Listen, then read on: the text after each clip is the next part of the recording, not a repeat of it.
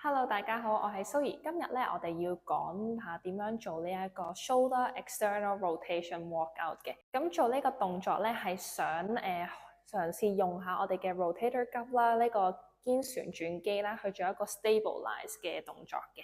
係啦，咁我哋首先咧就用嘅器材非常之簡單，就係一條橡筋帶啦。咁我哋將條橡筋帶咧綁到一啲實淨嘅位置，例如一個 wall bar 咁樣。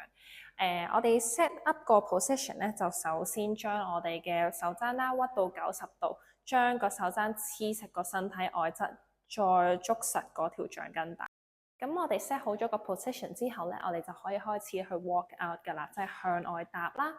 咁我哋就開始一細步先啦，係啦，再嚟多一步，係啦。隨咗個距離越遠咧，你都會 feel 到個 resistance 咧越嚟越大嘅。咁我哋就可以開始慢慢入翻去啦，又係2步。係啦，再嚟向內踏，入返去。今日我哋就講到呢度啦，Thanks for watching，拜拜。